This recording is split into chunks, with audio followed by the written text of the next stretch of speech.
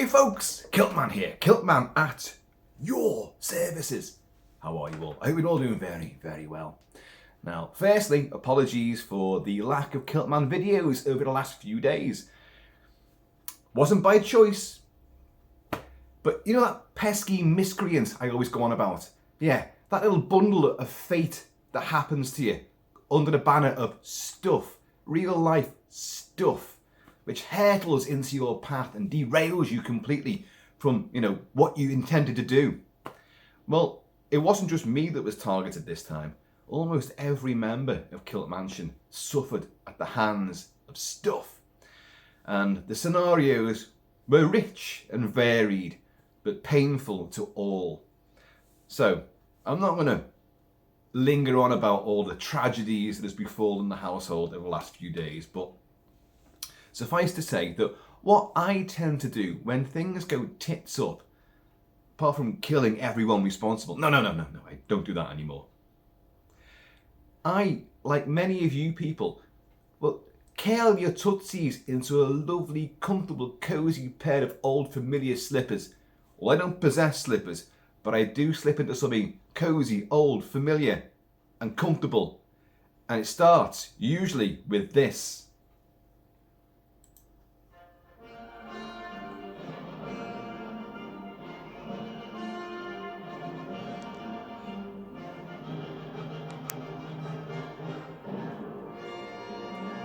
Universal monsters. Yes, I grew up with these movies, and over the intervening decades, my admiration and affection for them has only grown immeasurably. They're creaky, they're hoary, they're cheesy, they're old, but they're great. And without Universal monsters, you wouldn't have the horror genre. It simply wouldn't exist. They created it, they put the format there, they stamped it indelibly in our psyche, our celluloid psyche. So I do find succor and sanctuary in old creaky Universal horror movies. I don't know why, but akin to that adage of old slippers, they're comfortable, they're familiar, they're cozy. Yes, there's thrills and chills and camp humour, but it's just, you snuggle down with them and suddenly the world is a better place. Yes, there might be marauding, lightning created creatures and monsters and lycanthropes and vampires flitting about the screen. A creature from a black lagoon. But it doesn't matter. Yes, they're old thrills and chills which were H for horror rated back in the day and often suffered at the hands of censors and were banned. Horror films were banned for a while because of the real life horror of World War I, World War II. And people didn't want to see nasty stuff on screen, so they became taboo. So you've got to remember, Universal horror movies back in the 1930s and then into the 40s, they were courting controversy all the time. The 1930s slew of movies, which we all know and adore, they're the masterpieces which shaped an entire genre. They are now revered by everybody, and they got away with a lot of stuff. They were very risque.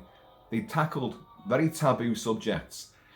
The 1940s changed things. They drafted in a lot more humour and a lot more serialised sort of franchise mentality. But they're still great as well. The 50s is a different kettle of fish. A lot more sci-fi was brought in there as well. But anyway, when things go titty up for Kilt-Man, he puts on an old Universal horror monster movie.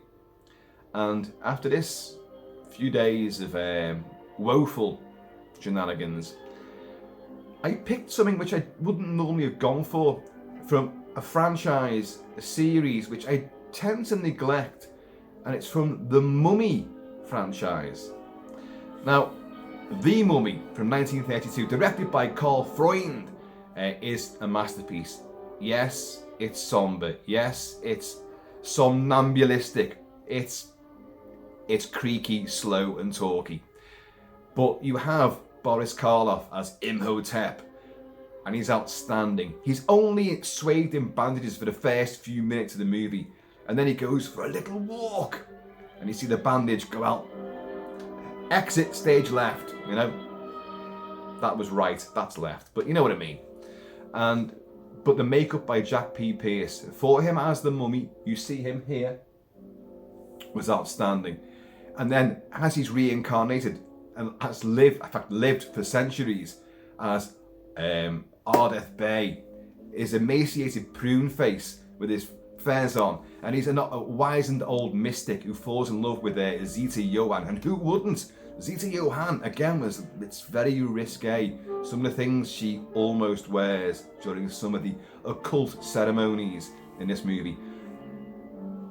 You understand why his old heart starts beating again with fresh vigour. The Mummy is a masterpiece. But then, the Mummy films that came afterwards, 1932, Karl Freund directed this, great cinematographer Karl Freund, but 1940 saw the return of the Mummy with the first of the Karis movies, The Mummy's Hand. And this is the one I plump for to get me out of the doldrums, because it's got that rare mix of comedy, thrills, chills, spills, and bicker banter, wisecracks, and just that cosy repartee between a great ensemble cast. Some pretty good sets and some nice nightmarish sequences. It was the perfect antidote to a terrible, woeful weekend, and I loved it. So I'm going to review The Mummy's Hand from 1940, directed by Christy Caban. Yeah, not a name that many people remember, and yet he's probably directed hundreds of films, many of which were silent movies. And he's a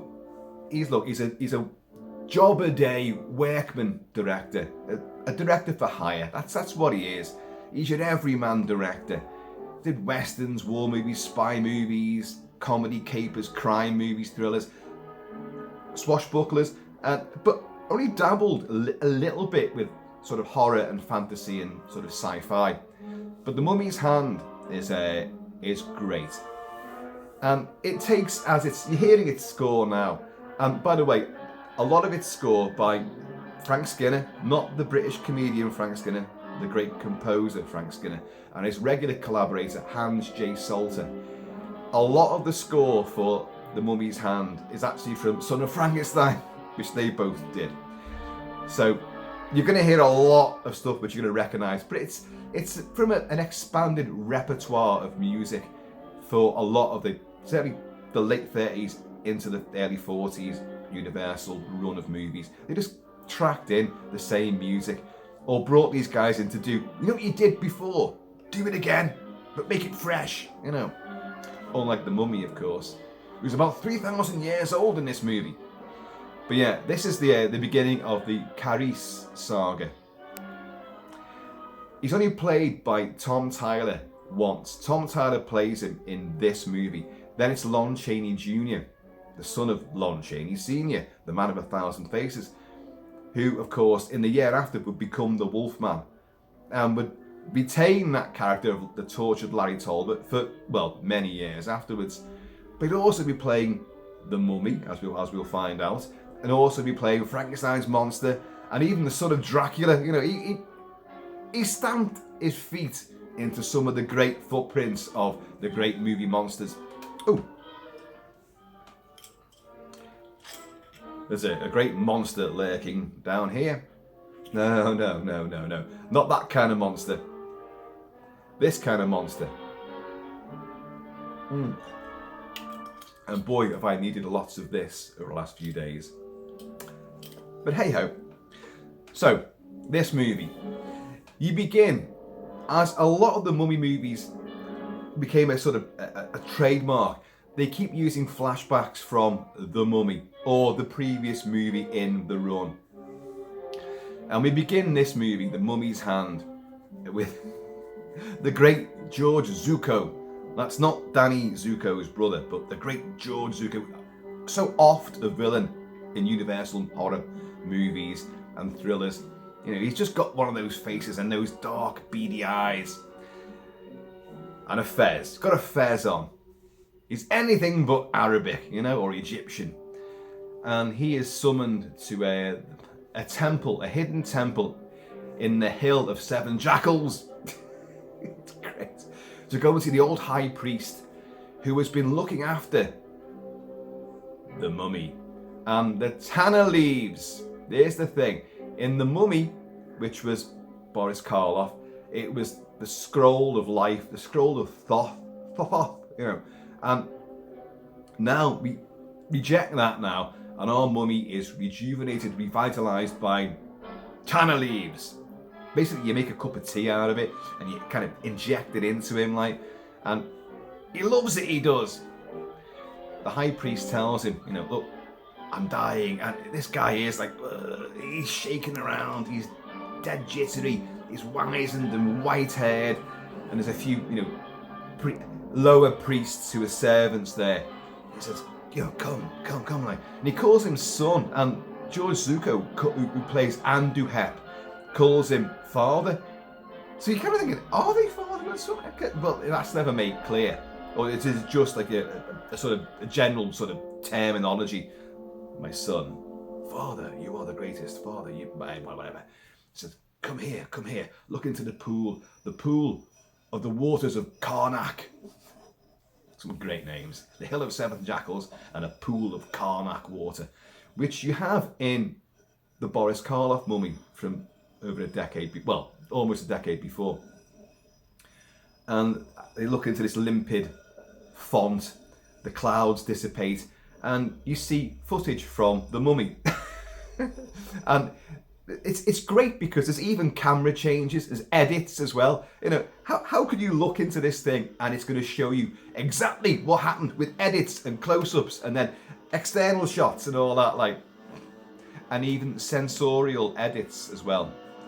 And they show how Karis, very similar to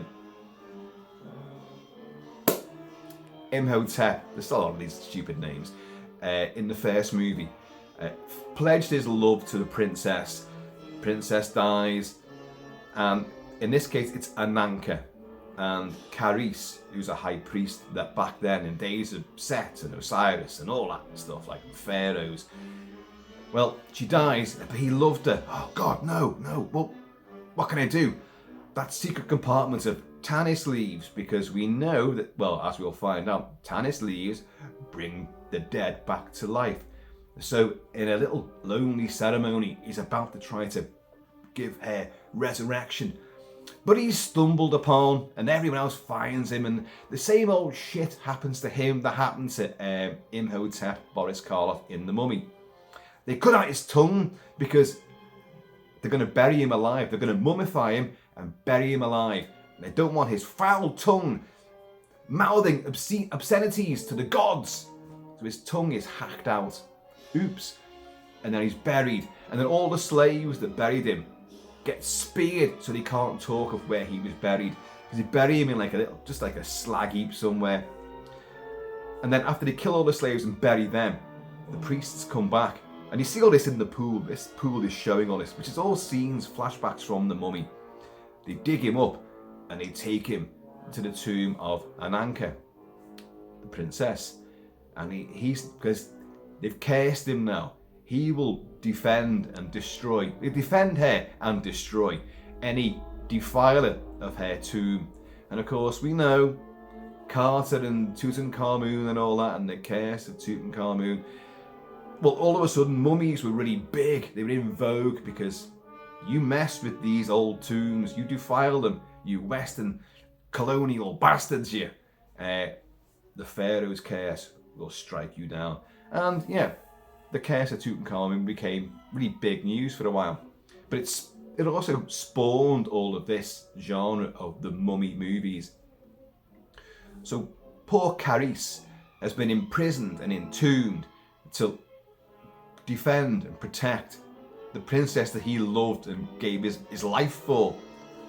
Well, his undying life for, as we find out. So the high priest tells George Zuko and Andu Hep, look, you know, Karis is here and he defends. We have been defending the tomb of Ananka for centuries. Well, 2,000, 3,000, I think it's 3,000 years, this movie. They're always kind of off kilter. Sometimes it's 2,000 years, but this is 3,000 years we've been defending it. So it makes you think that Karis has been sort of brought into action throughout the centuries to defend the place from infidels and defilers. And he tells them, look, I'm dying. You're going to be the high priest. You're going to be the guy in charge of Karis. But how to bring Karis back to life and servitude for us? The tana leaves, the sacred tana leaves. I've got some here. I've got some tana leaves here. I don't know if you can see that. Let's move the Wolfman's cane for a second. But they have a lot of these. Oh. In a little chalice, a stone chalice. And they have all these leaves, these tana leaves, and they make a potent brew out of it. They boil it up in a broth, and then they administer it to the swathed in bandages Karis. I'm going to put this back here and hope it doesn't fall off, which it did just before I started recording it. It shot off there at high speed. Something magical, something spooky, I don't know. A pharaoh's curse, maybe. But they administered it, and he says, like, 3 tana leaves. This is essential. It's like the laws of gremlins and the mogwai and all that. Magwai. He says, like, 3 will get his heart beating again. 6 will give him movement. 9 gives him strength, and he will be able to move about and do your bidding. Never give him more than 9. Never. Why? Why, Father? Why? Because he will become an uncontrollable beast, the likes of which the world has never seen. How did he know? How did he know? If it's happened before, where's the story of that? They don't fucking know, do they? So, it's 3, 6, 9. There you go. And he'll do your bidding. So, resurrect him. Anyone who gets in here, bring him, and he will dispatch them, destroy them with his one good hand. Because Karis, as would become a staple of the shuffling, shambling mummy movies, he's got a withered arm. His left arm is kind of shrunk. Hang on a minute, is it his left or his right? I think it's right. It's his right. His right arm is kind of shrunken in like that, and he has a shuffling gait. So he will strangle with the left hand until it comes time to pick up the lovely, comely wench of the movie, the heroine, the scream queen. Suddenly that arm will work, and he can pick it up and carry it up mountains and stuff like that. Because, you know, when mummy wants what mummy gets. No, mummy gets what mummy wants. Whatever. I'm just going to put this back. Hopefully without knocking the bottle of whiskey over. See, there ain't much stuff happening. You can't blame that on the fates of Spook Mansion here. That was my clumsiness. But here you go. Cheers, y'all. Thankfully, this has not been distilled through tana leaves. So, right, and then the old priest dies. Down he goes. So George Zuko becomes the new high priest, the protector of Ananka's tomb. There are other priests or servants there, and you have Karis, Tom Tyler. So then we cut to Cairo, or rather stock shots of some Arabic town. But Cairo comes up on the screen, and you meet Steve Banning, archaeologist, entrepreneur, wisecracker extraordinaire. Steve Banning, played by Dick Foran, and his busy mate, Babe Jensen, played by Wally Ford or Wallace Ford, who are a comedy duo. They weren't like Laurel and Hardy, but they serve the same purpose in the first half of this movie, which runs for a scant 67 minutes, if that. But it's briskly paced, and these two are out in Cairo because they're trying to find the tomb of Ananka. And Steve Banning is, an archaeologist, because he says he is. You don't really fucking find out his background. And his buddy is the comedy relief, the sidekick. Now, right from the way I go, Dick Ferran as Steve Banning looks just like Jeremy Clarkson. In the UK, you know who I mean. And once you pick up on that, it's great. I'm not a fan of Jeremy Clarkson. I can't stand him, but I find it amusing to see it's Clarkson. And Wallace Ford as Babe Jensen looks like Joe Pesci, and he even acts like Joe Pesci. It's great once you've established that. You're watching Clarkson and Joe Pesci going through the motions, bicker bantering, having scraps and fighting a mummy and certain Egyptian twats, assassins. They're in a bazaar, and Babe, who's the comedy sidekick, will find a little dancing doll which reminds him of a dancing girl from Brooklyn, and back home. And, kind of reminds you of Poopsie. Remember Poopsie? And Steve Banning says, yeah, I remember Poopsie, yeah. Not a good memory though, is it? But look at this. So he buys that, and this little doll, this dancing doll, he puts in his pocket somewhere, and it becomes his good luck charm, Poopsie.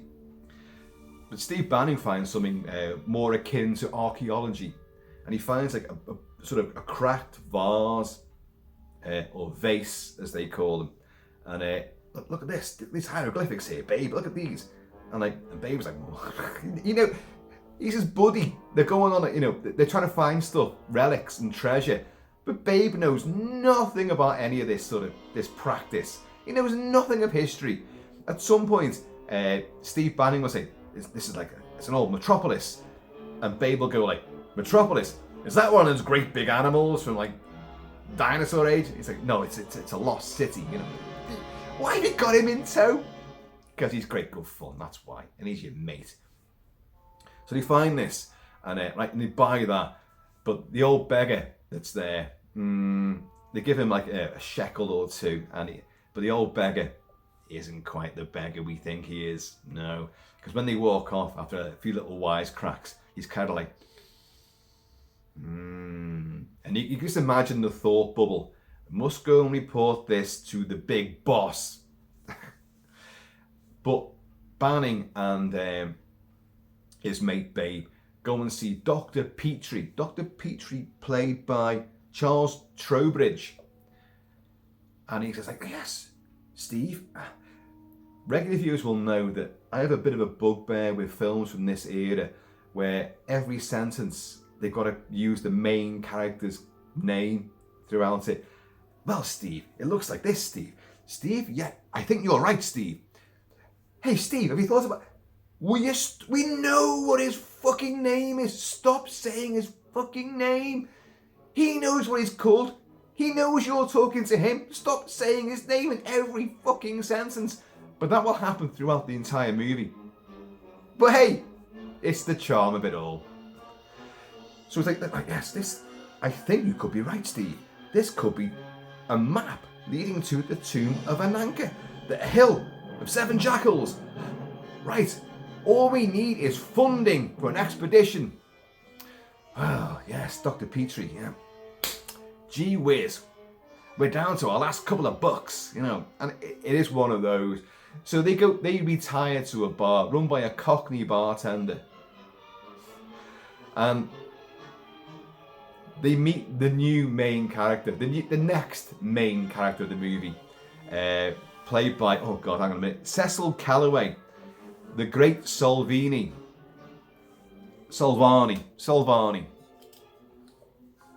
I'm going to go into like, fuck, Ave Satani, And there's jackals in that movie as well.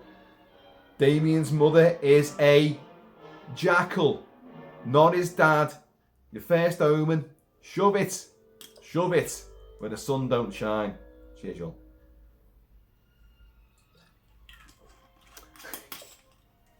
So, the great Salvani walks in there because we've got to find a rube, we've got to find someone we can get some money out of. This is Babe speaking now, Wally Ford.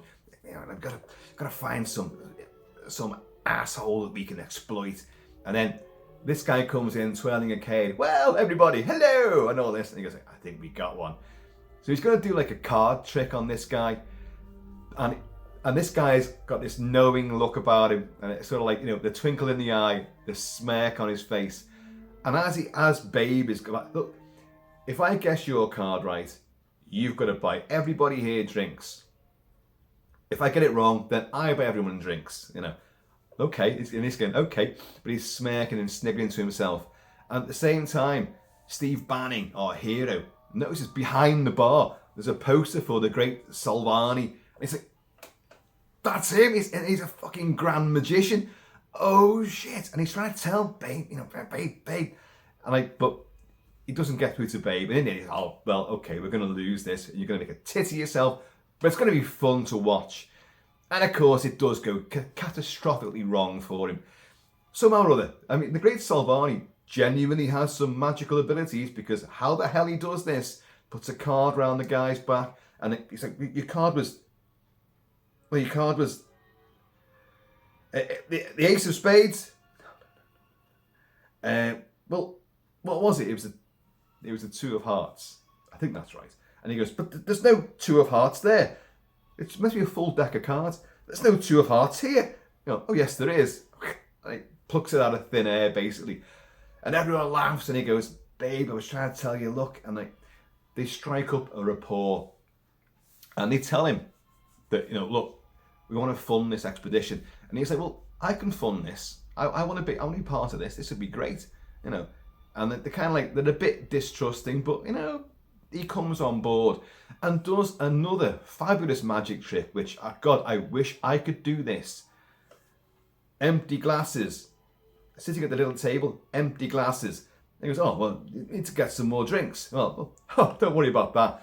So the great Salvani picks up, the hand of, not the mummy's hand, Babe's hand, and gets his index finger and squeezes whiskey out of his finger. It looks good as well. It's clearly a tube. I know. But it looks good and fills up their respective glasses. And Babe's going, but what a trick.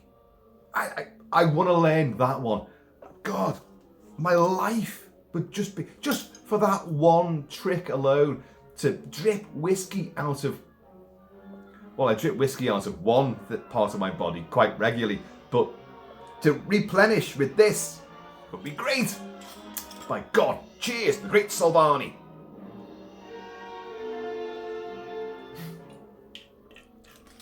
Now, remember that guy I said?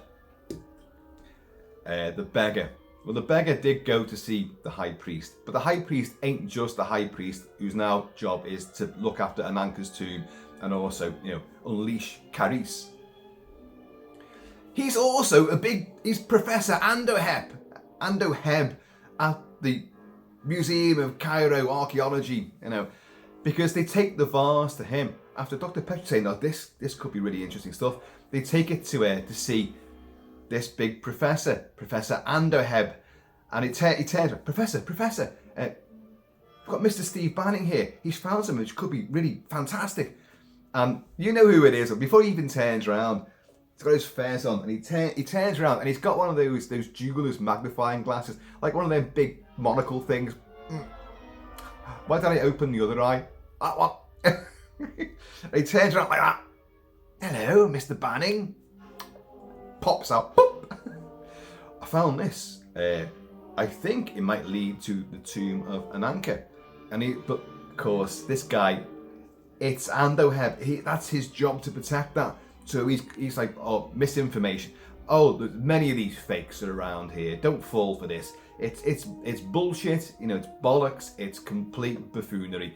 Yeah, I'm sorry, Mr. Banning, you've fallen for a fake. Oh, it doesn't seem like a fake to me. And drops it, breaks the vase, and you're like, oh, clumsy me, butterfingers. Well, it was worthless anyway. Yes, it's best not to go anywhere near the Hill of Seven Jackals. Right, babe, we're going. Hill of Seven Jackals. We've got the money from Salvani and all that. So they go back. Oh, there's a fight that does take place in the bar, which to add a bit of early action and antics, that beggar, the beggar that ran and told, Andoheb about what's going on. These guys have found the vase, blah, blah, blah, blah, blah, blah, blah, blah. well, him and a few cronies attack Babe and Dick Ferran, Steve Banning, and the Great Salvani, who were sitting there with their replenished whiskies from the finger. And it's a great fight. It's actually pretty good. Dick Ferran does that thing, the Jeremy Clarkson character.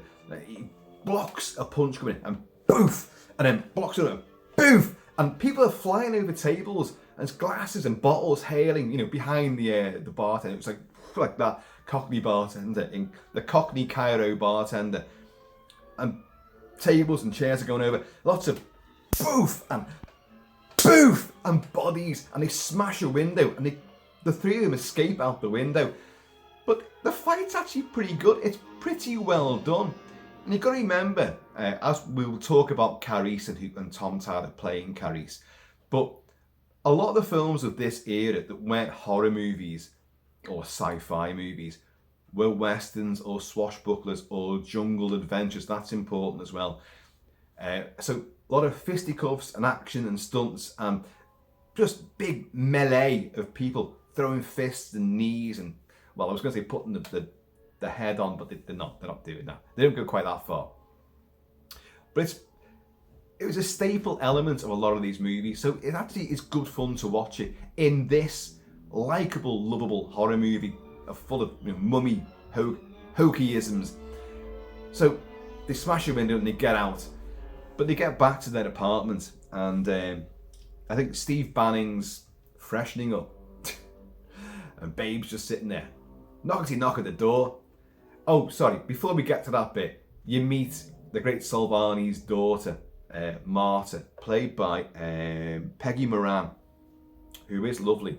Of course she's going to be fucking lovely, but she's the daughter of the Great Salvani. By the way, he's told them, and they're going, Great Salvani, really? Is that it? Well, actually, my name's Tim Sullivan, and I'm from Green Park, Brooklyn. And he's like, Babe's like, he's from Brooklyn as well. What? Green Park, Brooklyn? Yeah, we're brothers. And so this camaraderie, this banter works. And I know a lot of people don't like this movie for it's one half of the movie is this bicker banter, raconte, amicable character build, and it's based on humour mostly. But the reason why it works for me is because you're getting to know these characters and you like them. They're not annoying. They are not annoying characters. That will come later with certainly a lot of other Universal movies. But these guys are all genuinely likeable, which does, when the shit hits the fan, you kind of do care what's going to happen to these. You don't want to see them die. There's a massive irony there with the very next movie, but we won't go into that just yet. But I will just go into this just now.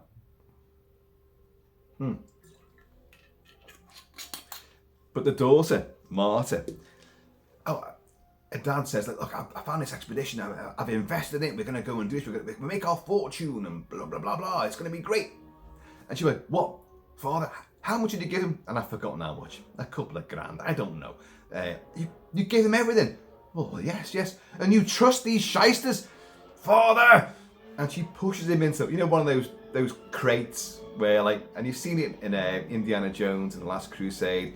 You fall into it, the whole thing falls apart, but where have you gone? You've gone through a hidden trapdoor. But she knows all his tricks, and he's come up in another crate, but she's locked in. It's like, Marta, let me out. Right, father, I'll sort this out. So, cut back to the apartments of Steve Banning and Babe. Knockety knock, and Babe answers the door, and she comes in, and she's got a great big sort of almost Tom and Jerry or Wile E. Coyote style revolver. Or Roger Rabbit. It's hugely, obscenely massive. Dirty Harry couldn't even carry this. It's that fucking big, and she's there with this. And it's a 6-shooter, by the way. Remember that. And he's like, what are you doing with that? You stole money from my father. No, he didn't. He wants to come on expedition. I don't believe you. I don't trust you. And you're not going to use that. And instead of fucking pistol whipping him or wounding him or whatever, She then chooses to, unload the weapon at the door, the bathroom door, which Steve Banning's hiding behind. And remember Martin Riggs in Lethal Weapon? 16 in a mag, 1 in a pipe and all that, 9mm Beretta. A weapon I had and loved. And when he shoots, the happy smiley face down the police LAPD shooting range, she shoots a heart into the door and a dot in the middle, and but she shoots 12 shots. She shoots 12 shots. Imagine Sean Connery saying that. She shoots 12 shots. What? Huh? Sean, do that again, please.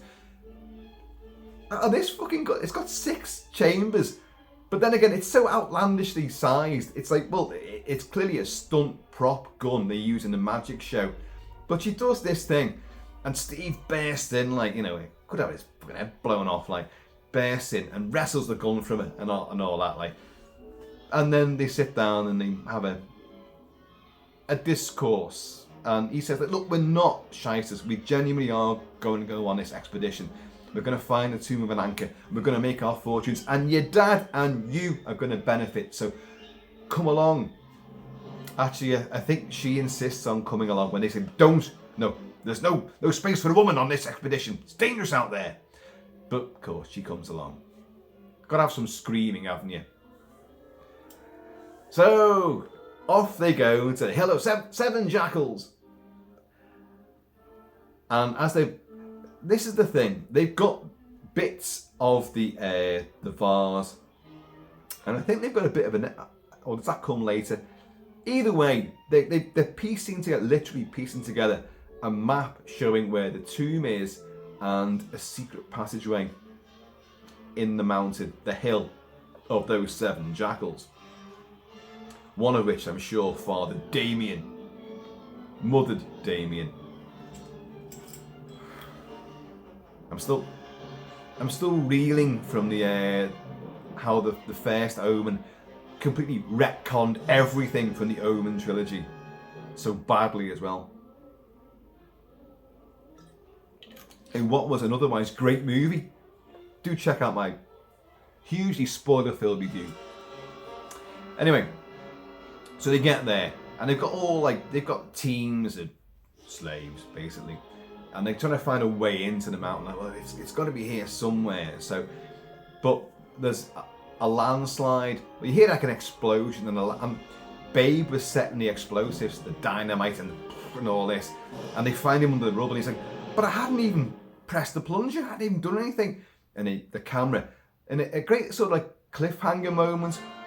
Rennie Harlan's cliffhanger with Sly Stallone, and the camera goes up the ice-encrusted mountainside to find Stallone at the top, causing an avalanche and throwing the money crate down.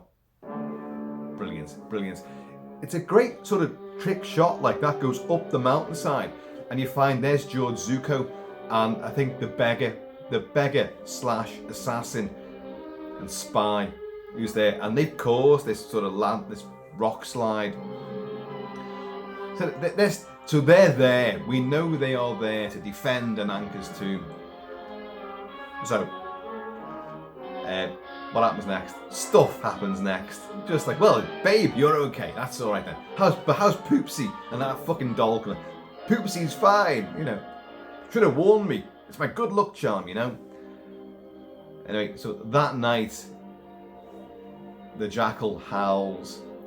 Now, you've been told as well, during that opening sequence, the dying high priest who passes on the mantle to Andohep tells him, like, look, the tana leaves, you've got to use them during the cycle of the full moon. Now, in a way, this is, when you look back on this movie was 1940, The Wolfman was 1941. And Kurt Siodmak's screenplay for The Wolfman, and you guys know how much I love The Wolfman, that's what brought in the whole thing about silver and the whole thing about the full moon. That was not part of lycanthropy and the werewolf legend at all. They brought that in. But it's weird how to bring Karis back to life, you've got to use the tannis leaves, and during the cycle of the full moon, he's the most active he can be. That's when you got to do it. The 3 leaves, the 6 leaves, the 9 leaves. No more than 9, otherwise the world will tremble beneath the weight of bandaged feet. But that's from a Hammer movie, by the way. The Mummy's Shroud, I think it was. So the full moon gets brought into this.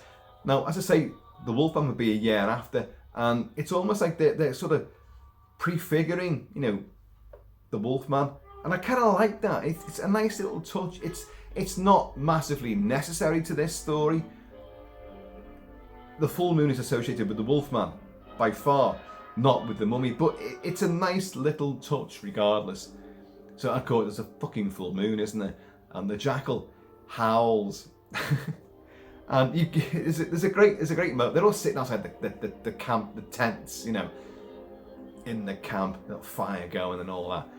And it looks like almost like an animated, I struggle to say that, an animated jackal on the top of the hill, mountain, call it a mountain.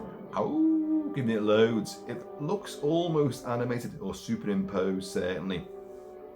And it goes on all fucking nice. And of course, all the servants are like, that's bad news. I mean, there's death in the hills. Because they know. They're not stupid. They've been around this neck of the woods. When that thing howls, shit happens. Especially when it's a full moon. I'm doing so much finger pointing now, aren't I? God. As I'm getting older in life, I tend to do that a lot. I'm in conversation in the pub and I'm going like, you know, well, what you said there was pretty good. And you over there, your interjection was fantastic. And you, 2 more whiskies, please. Bring them here now. Like finger bobs. I'm literally finger bobs. I'm just non-stop fingering. Babe sits there and everyone's fucked off back to their tents and he's going like it and the jackal's howling. And he's going, it was not the camels, it's the jackals. If it's not the jackals, it's the mummies. If it's not the mummies, it's you. It's like, oh, it's just driving me mad. Joe Pesci, he's just Joe Pesci, you know. What, mate, to fucking amuse you? What, fucking funny how? Funny fucking how, you know. But he's great though. He's an enjoyable character. Dr. or Professor Petrie, Charles Trowbridge, is there as well. And what they've done, when they might open up the cave and you get into the tomb of not an anchor, but Karis. Karis is there, like this. They find him, and but hang on, this is not an anchor. That's a man. There's obviously no bandaged breasts, but there's quite clearly a bandaged codpiece taking place. That's a man. Well, who's this then? And they bring him out, and like, so they kind of agonise. They're like, well, who the hell is this? And where's an anchor? And what does this thing on the broken vase mean? And they're trying to work out where is the tomb. They don't seem too particularly arsed about, well, at least we found a mummy. Look at this. Who's this guy? This could be interesting. But while Dr. Petrie's in there, suddenly Andoheb turns up and like, but what are you doing here? Well, more importantly, what are you doing here? This is my tomb. I protect this tomb. I'm going to show you something which you couldn't possibly believe. And they've got Karis like stretched out on some kind of like fucking, I don't know, table, whatever, big stone altar. Touch his face. But why? What do you mean? Touch his face? It feels like living tissue. Yes. Now feel his hand. Now I said before about the title about the mummy's hand. There's no reason why this is called the mummy's hand unless you count stranglings with the mummy's hand, that sort of thing, or this scene because he said, you know, feel his hand, and he's like. And he does, and he's like, there's a pulse, there. And of course, like, they fed in the tana leaves, and the mummy gets up, and you're going to witness something which no one else has seen before, although clearly they have, and died, obviously. And Karis arises, Tom Tyler, swathed in bandages, and puts his shrunken-armed, shambling form, puts the stranglehold on Dr. Petrie. Was it Petrie, as in Petri dish? Puts him down. And then through the secret passageway, which our boys can't find just yet, Andaheb, George Zuko, and Karis vamoose to other side of the mountain. Because on the other side of the fucking mountain is the tomb of Ananke. It's a fucking mountain. They go to this cave here.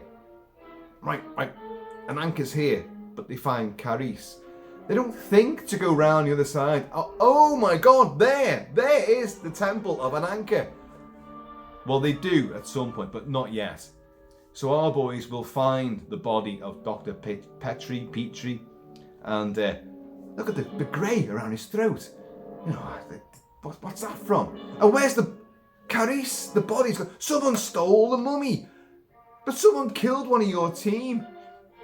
They're not remotely bothered about the death of this guy, because he cut to the next scene and they're all sitting there by the campfire playing cards, I think, as well. And everyone's happy and well, you know, who took the mummy? What happened to the mummy? And why is that jackal so fucking howling? You know, does the sun never rise and the moon never set here? It's just set, right? It's just. But it's great. It moves with aplomb. It moves with a brisk, very chatty conversational pace. And the dialogue, actually, you might not like it. Some people don't. A lot of people don't like this movie because of all this sort of ham-fisted dialogue. But I genuinely, I'm buoyed along by their bicker banter.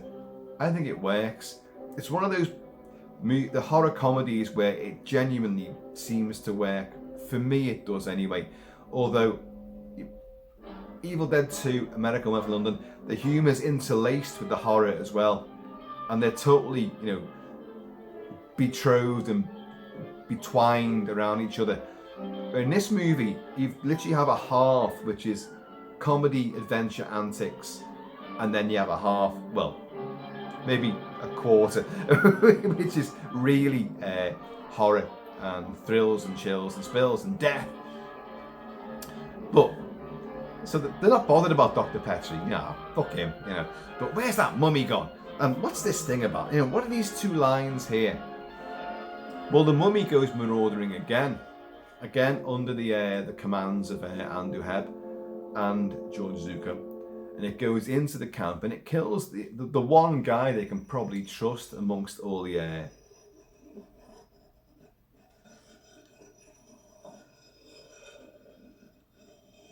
if I'm not mistaken, that is a sarcophagus being slid aside, which means something may be arriving soon. Oh yes, it's whiskey.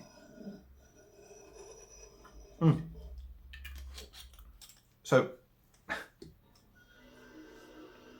the mummy goes in again, kills the guy that's in charge of all the slaves, the one guy they can trust, puts a stranglehold on him. They don't do a great deal. Mummies, they don't carry, you know, ray guns or fucking harpoons, you know, or explosives. You know, they shamble around and they can break bones, they can snap spines, they can do all that shit as well. And kills him. So there's another death there. I'm like, oh God, what the hell's going on? But George Zuko Anduheb has realised, ooh, there's a babe in camp.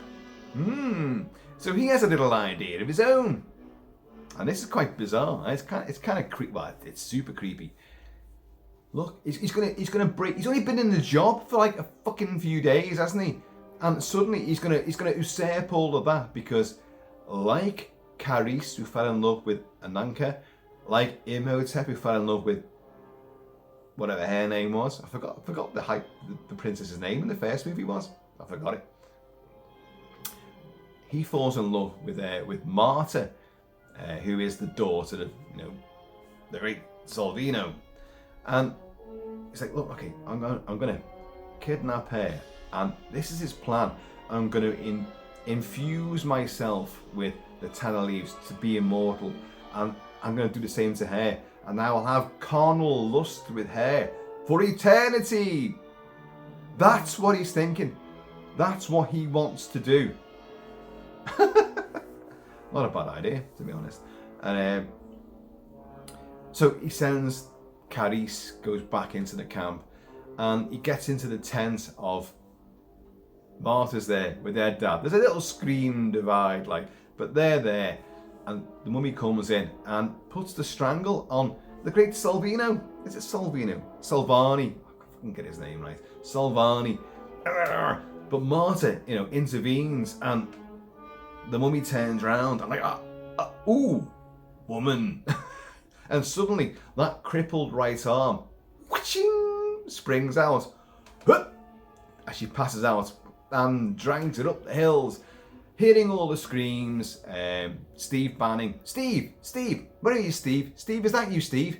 Yes, it's me. Oh, Steve, it's great to see you, Steve. Fucking hell, Steve, is that your name, Steve?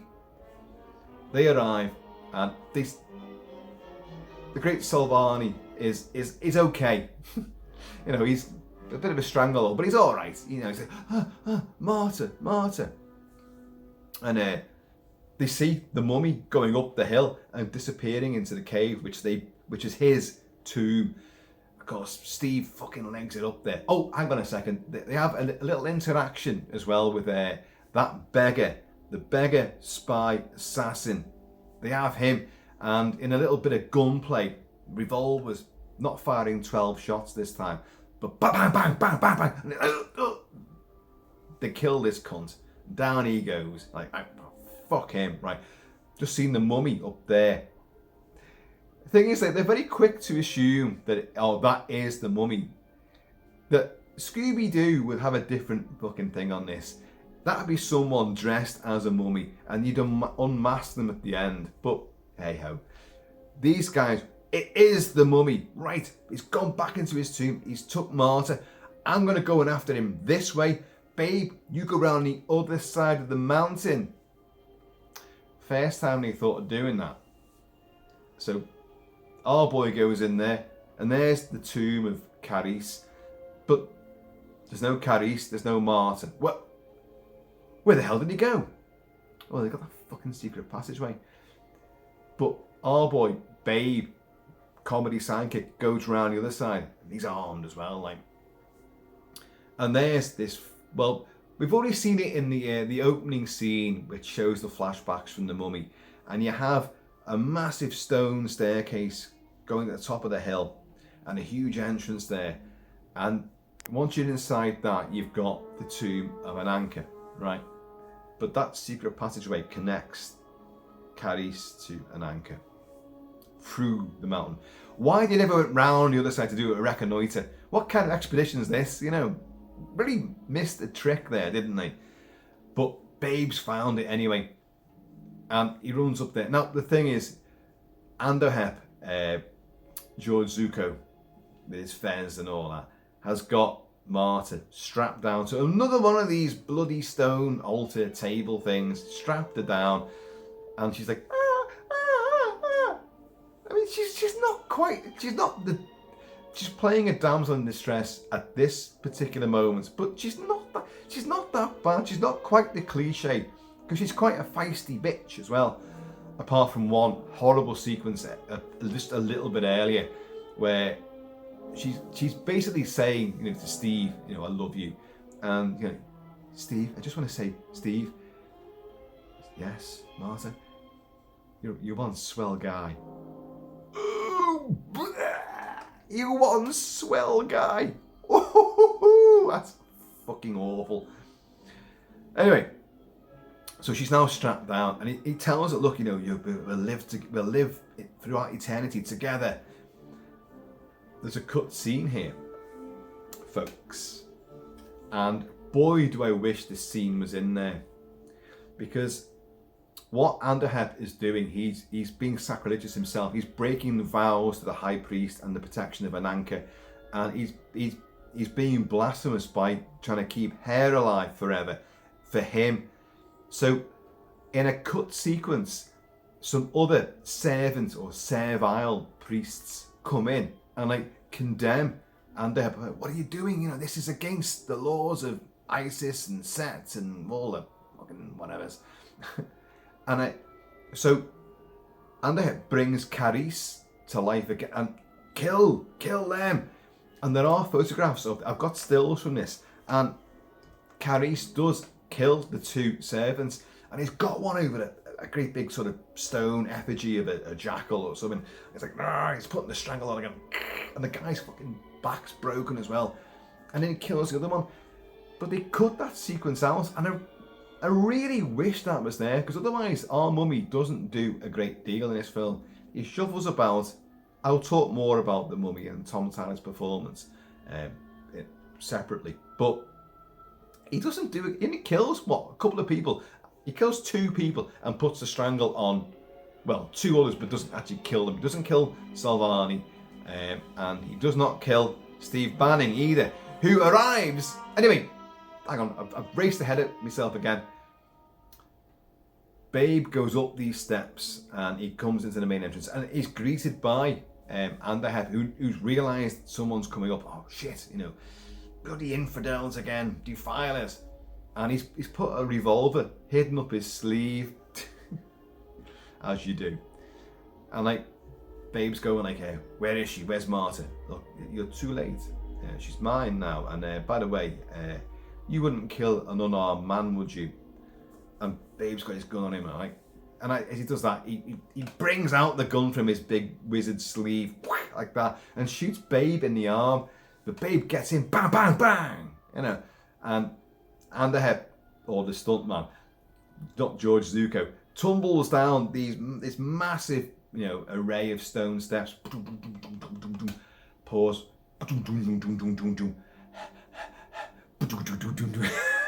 And then dies at the foot of the staircase. Although bizarrely he'll come back for the next movie, but don't worry about that for now. Babe's killed him, and Steve Banning gets in there like, Marta, what's happening? Steve, he was gonna make me his wife for life, eternal life. Steve, help me! And Steve's trying to cut the bonds off and all that, and then suddenly Karis turns up again like, oh shit, here's the mummy. He'll get there in half an hour or so. He was talking about tana leaves. They keep him alive. They're going to make us live forever. Tana leaves? Yeah, they're bubbling in that broth over there and that font. If he has more than 9, he'll live forever and he'll be a monster which will destroy the world.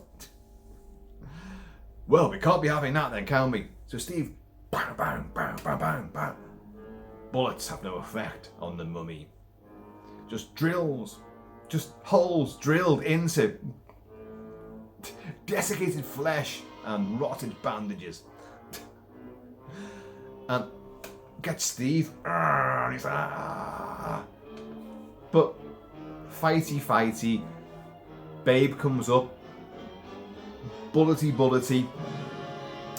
The tana leaves tumble over, and they're on the deck, and the fluid the brew is just all over the floor, the infusion, and in a great sequence, the mummy, because he's sentient, he knows this is what keeps me alive and makes me stronger. He's trying to lick it off the floor. It's kind of like Steve is trying to rescue the woman. He's like, oh my god, no. So he knocks over the burning font, sets fire to the mummy, and it could have been more spectacular, to be honest. You get a brief shot of the mummy's body with the flames all around it. But then, Marta, you're okay. We've destroyed it now. Babe, you alright? Yeah, I'll be fine. By the way, I'm here to fucking amuse you. What, am I some fucking clown? You know? And they go off into the sunset. They survive. They go back to Green Park, Brooklyn, and everyone's happy. Until the next movie, The Mummy's Tomb, which is set, I think, 30 years after the events of this. And in the early portion of the movie, Karis and Andaheb are back again. How? You were burned to a cinder? You were shot and fell down 40,000 steps? almost as many steps as Karis fell down in The Exorcist. But they're both back, and they kill the older versions. Pretty much, it's almost like Newt and Hicks being killed in Alien 3. You kill the heroes of this movie, and that's a revolutionary move, to be honest. But they're both killed off at the start of the Mummy's tomb, which is like an hell. Which relocates to America, and well, I may cover the other Mummy movies. I don't know, I might do. They're not as good, but they have their moments. But they dwell more on flashbacks. So sometimes the best moments in the other movies are the flashbacks from the previous movies. But The Mummy's Hand, comedy, horror, thrills, and chills, and archaeological, adventure. It's Indiana Jones. It's the Brendan Fraser Mummy. Very definitely Brendan Fraser's Mummy for Stephen Sommers is based on this sort of caper. It's this writ large. Everyone thinks, oh, it's just an Indiana Jones movie, but for the family, but a bit more horror based. Well, it's more akin to this Universal Mummy series than to Indiana Jones. Yeah, Indy's there, obviously, but the whole mummy thing is from these mummy movies. And, these movies are great in doing that. Now, let's get on to the mummy himself. Tom Tyler, stuntman, powerlifter, bodybuilder, champion powerlifter. He is in so many movies, not just as a stuntman or an extra, riding horses, falling off horses, being shot off the tops of hills with arrows and stuff. He was an actor in many, many westerns. Westerns were his major forte. And it's kind of a bit weird that he got this role. But I think they gave it to him because, well, there's two reasons. A, he's a physical actor. He could perform with mannerisms and physical characteristics. Also, bizarrely, he looked a little bit on a very superficial level like Boris Karloff, because he had a very gaunt face. Despite being, a chunky, muscle-bound guy, his face was sunken in. And as any makeup artist will tell you, they're the faces you couldn't work on mine, because if you put like if you wanted to make me to be like my face being ripped off, you've got to build out from the face in the first place to rip into it. And I've got a big fat round face, getting fatter and rounder and more pumpkin-like as I get older, just like my old man, and big kilt papa. So you want someone who's got sunken in cheeks, and like Boris Karloff especially, because then you can build up on that and put the claw marks in or the scars or whatever, and it works. It looks more convincing. The head isn't outsized to the body. Well, Tom Tyler had that kind of face, and swayed in he's bandaged around the body, but he's not bandaged around the face. Or rather, the Jack P. Pierce, the makeup artist extremo maestro, for Universal, he perfected how to do this now, and so you had the bandages on Boris Karloff as Imhotep, and then you had the desiccated prune face of Ardeth Bay as he's becomes in sort of modern age, but just desiccated and completely dried up and crinkled to hell and back. But it was all like paper put on there and dried and glued and collodium and all this, and then dried again, and then you take pieces off and it leaves a trail of detritus, making it more even particles of old dead skin.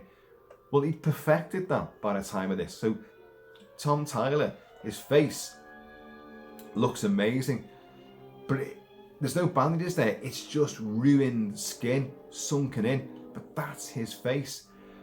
But what they did as well, and I hadn't mentioned this before, but I'm mentioning it now, to make him more sort of demonic and frightening and malevolent, in certain frames and frame by frame during his close-up attacks, they blacked out his eyes and his mouth it almost looks like it's been rotoscoped or certainly animated, because they've blacked it out. Now, Jack P. Pierce did the makeup, but John P. Fulton was Universal's go-to guy for visual effects, or as he said, it was special effects.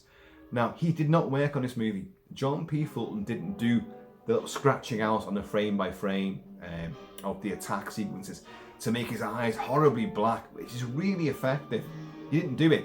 I don't know who did. I've never found out who did the actual effect for that. But the problem with this is that, as effective as it is, it does give him like this horrible, you go, oh God, as he comes in. They repeat the shot time and time again. And also they repeat shots of just the mummy going through the, well, it certainly isn't the Hill of Seven Jackals in old fucking Egypt, is it? It's on a Universal backlot. It's on the it's on hills, but in California, you know, that's where it is. The trees do not look anything like what you get in Egypt.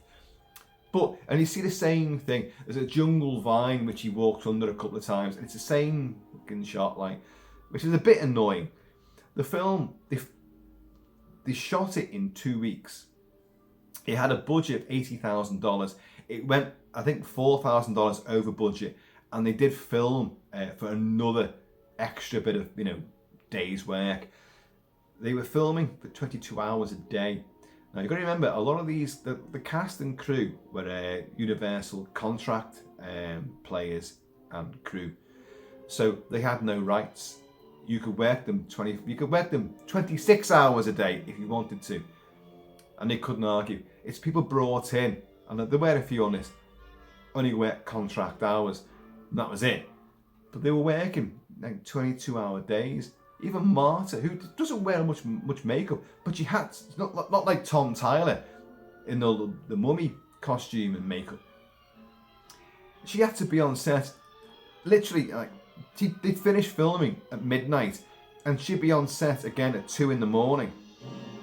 to get her makeup on and her gowns. Vera West again sorted the gowns out. Vera West did a lot of the costumes for Universal movies, and but she'd be getting made up at 2 a.m. and then working till midnight. What? Not even, it is that much, really, when you think about it. But, you know, Tom Tyler again, many people have said that his shambling gait and that withered arm, that the right arm was brought in, which is a strange thing, but it's very affecting now, because he's almost vulnerable, and yet he's still threatening, even with that vulnerability, because that other hand is like, Now, Tom Tyler, stuntman, horse wrangler, bodybuilder, powerlifter, suffered with arthritis, severe arthritis. Now, there's many monster kids and people that are, you know, aficionados of the Universal movies, etc. Well, the reason why his movement is so memorable, and the hunkered down and the shuffling, it's because he was riddled with arthritis. He wasn't at this time. He wasn't. This is 1940. He worked consistently, making, I don't know, 6, maybe 12 movies in a year. They're just doing movie all the time. Like, he was working right up until the year before he died. And he died of, I don't know, it was a heart attack or it was a stroke, I can't remember now. But he died in like 1954, I think. But he was making movies up until the year before. Like people say, like, oh, he retired riddled with arthritis and such agony to his sister's house in Detroit. Well, that may have happened in the last year, but he was working in Hollywood, you know, right up until, you know, the final year of his life, making many movies. So, I don't know. I think it's his performance, and he's stitched into this bloody costume and this withered arm and all that. Like, you got to think, you know, more than 9 tana leaves during a cycle of the full moon, he'll become an uncontrollable beast. What's he gonna do? He's not not the fucking Hulk, is he? He's not gonna grow to huge proportions, or is he? I don't know. If that arm becomes fantastic, rip the bandages off and like, I'm free. naked, ancient and free. Which again reminds me of my old man, Big Kilt Papa. But I think it's performance there, because he made movies after this. He did not return to this role though. Lon Chaney Jr. would take over the role of Karis. And I love the name Karis. Again, I've said many times about, my name's Chris, my real name is Chris, and to have something similar to it on screen was a rarity. The Magnificent Seven with Yul Brynner playing Chris was like, wow, that is amazing. And then to have this monster in a slew of movies, Karis, it's just an exotic variation on my name. Kilt-Man, Karis. I love this movie, folks. I think it's tremendous good fun. I wish that deleted scene was put back in. I wish someone had found it. I've got stills from it, so I know they filmed this, and he killed these two servants. Oh yeah, the set for no pun intended there. The set for Anunka's tomb is from the film Green Hell by James Whale. The great James Whale, Gods and Monsters. The guy that did Frankenstein with Boris Karloff, Bride of Frankenstein, The Old Dark House, Invisible Man, James Whale. And this was a film from, I think, 2 years prior to The Mummy's Hand. And they built on that Universal backlot a huge Inca temple, not Egyptian. And Green Hell had it's a little seen movie. It was derided and ridiculed. This is the great James Whale as well, but his film was ripped to shreds by people at press screenings and test screenings, and it literally, if you can find that movie, then good luck to you. It is out there on bootlegs. I've never seen it, but I've seen lots of stills from it, and I know the story. You've got George Sanders in there, you've got Douglas Fairbanks Sr. is in there, and you've got a young Vincent Price is in there as well. And it's all like treasure hunters who end up being attacked and harassed by they're in the Amazon. This fucking tribe are after them with poison darts and arrows and knives, and they're getting butchered left, right and centre. But they built this set, and it's a tremendous standing set. So they used that for the Tomb of Ananka. But of course, now when you see the outside, the great big stone steps and all that, you can see these very clearly Incan or Aztec faces and effigies carved into the stone. They are not in the least bit Egyptian until you go inside the set, which was again the set from Green Hell, and they had redressed the set and tried to put like more cat-like and sphinx-like effigies on the walls. They just reconfigured it, so it's a little bit better on the inside, but the outside it's like, what the hell? We're not in Egypt here, are we? Nor are we in South America. This is quite clearly the Universal backlot. But you know, it's a big set, and they have done worked wonders to sort of redress it. Vincent Price has a great story about Green Hell. He said, like, his character at one point says to them, you know, well, how is so and so? And they go, oh, he's okay. He's just in a coma. And Vincent Price went, in that voice, was just a coma. I've got it on good word from people who say they've seen it, that he doesn't say that line. He doesn't even go, just a coma. That is you know, dinner party anecdote. Just a coma. You know. But you can imagine Vincent Price doing this. I'd love to see him. I love James Whale's movies. There's a wicked sense of humour in his stuff. Not the sense of humour that's in The Mummy's Hand, which is a bit more overt, a bit more comic, a bit more genuinely comical. Not slapstick, but it's, you know, there's rubes and there's, you know, there's bawdy banter, and I like it. It makes sense, and I don't think it dissuades the movie from its path. It does start off with, you know, flashbacks, mummy fucking lord, and he's there to protect that tomb, you are now going to be in charge of him, and the whole Tana leaves thing, and the full moon cycle, all of that. Hill of the Seven Jackals. So you're setting the scene, and then you get introduced to our main characters, which I know a lot of modern audiences will be like, oh god, oh, it's a 1940s movie, so you've got the comedy double act here. Oh dear. It doesn't play quite like that. There's tons of comedy, but it's not for the sake of comedy. It's not just a bit of slapstick and stupidity. It is there as a character building sort of development. So I don't mind, I like it. So, The Mummy's Hand from 1940. Christy Caban. Yeah. Dick Ferran, Jeremy Clarkson. Wally Ford, Joe Pesci.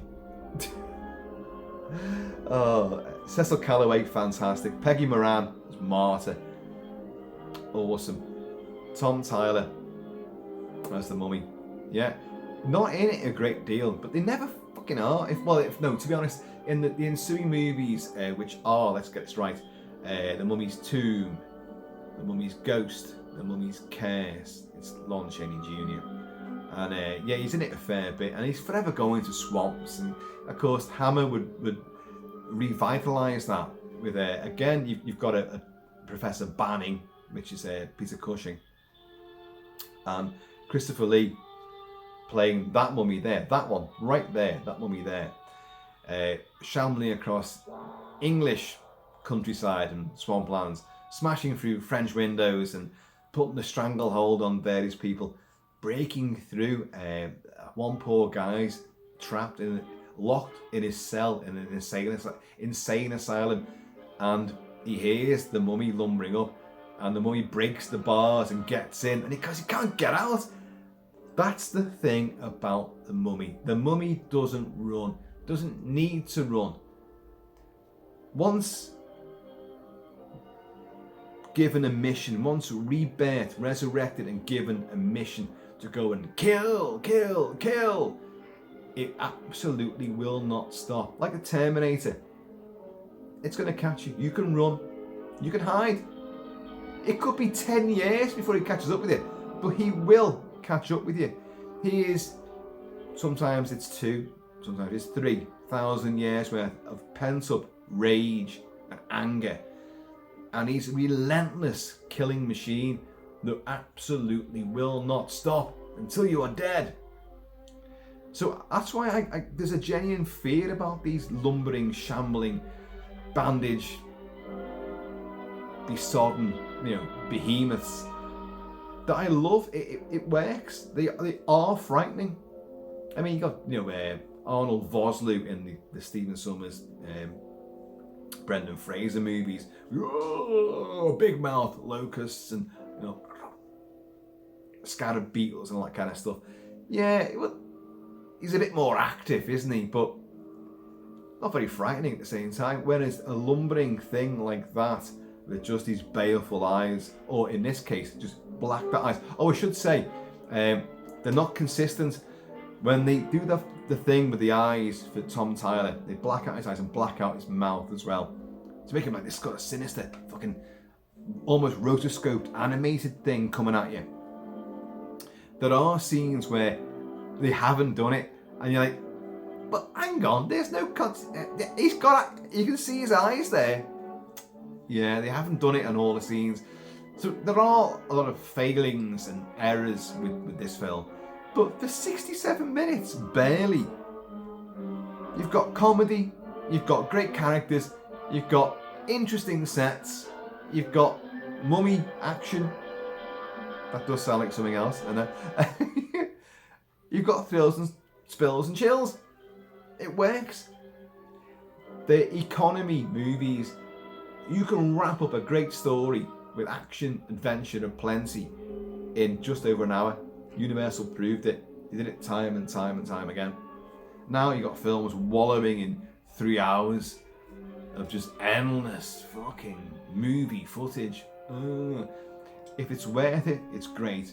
But sometimes they overstay their welcome. Like me on these videos. So, I'll have a final swig of this. final. I've still got all that to drink. Final swig.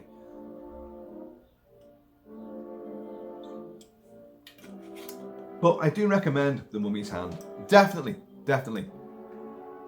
I may look at the other Mummy movies as well. The original Mummy, 1932, Carl Freund, is outstanding. Many people don't like it because it's so sedate and so funerally paced. But it's thick with foreboding and ominous stuff. And great visuals, you know, Ardeth Bay, Karloff as the sort of more modern day mummy without the bandages, just a fez on, but there's mesmerising eyes piercing into the screen. Wonderful stuff. Zita Johann, ooh, Jesus, there's a wank fest for you. But yeah, the Mummy movies are vastly underappreciated.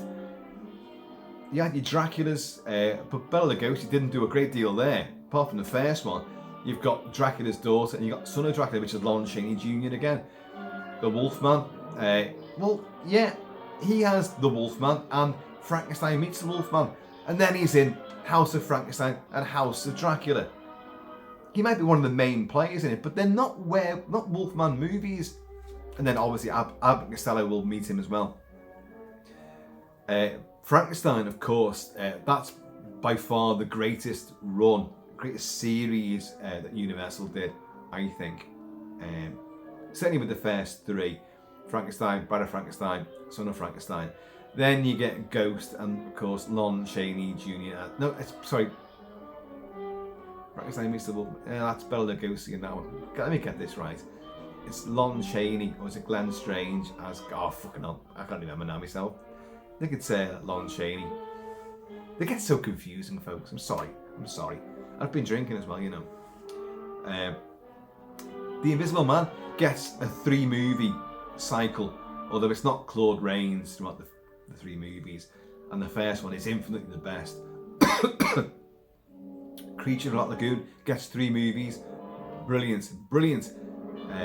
In fact, I have covered the first one, which is an absolute classic. I haven't covered Revenge or The Creature Walks Among Us yet, but I probably will do. I do love these older movies, and as I say, they are a tonic, an antidote for when things go shit.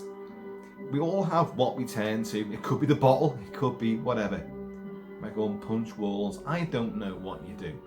But when shit hits the fan, I find myself drifting back to these old vintage movies, and they work for me. I'm just carried away. Maybe it's a pure nostalgia and childhood thing. I used to watch them with my mum and dad. Well, mainly my mum, to be honest. The double bills, you know, on the Beeb during the early 70s, late 70s. You'd see the Universal cycle be trotted out time and time again. I'm lucky enough to have seen theatrical reruns of some of these movies, only a mere scant handful of them, but to see them on the big screen is something special again. And you do get that flavour of why they were so impactful back in their original theatrical outings, when they shocked and outraged audiences but wowed the majority. If they hadn't wowed them, they'd have died a death. The horror genre would not exist.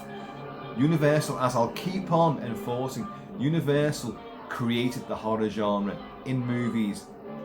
Hammer took it over, Independence took it over, and then major A-list productions did their versions as well.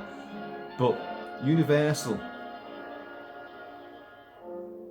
that was a big crescendo there. Universal did create this undying monster. Here's that bloody crypt again.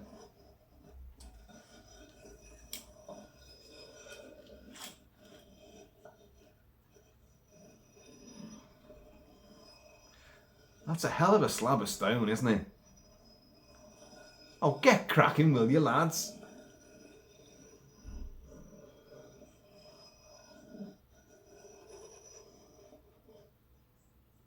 Are we done? Is it off? Great. I'm out of here. Cheers, y'all. So that was a rambling review, but you got the gist, I'm sure. Folks, I have been always Shabby Kilt-Man. Please, in the meantime, this ever stuff ridden in between time, please keep it Kilty, keep it Celtic. And I'm going to see you all, with the help of some tana leaves, laters, and forever laters. Poopsie! Did Poopsie save me? Did Poopsie deflect the bullet, which could have gone for Babe's heart, but instead got him in the arm? Could be. But Babe, you get killed in the next movie. As do you, Steve.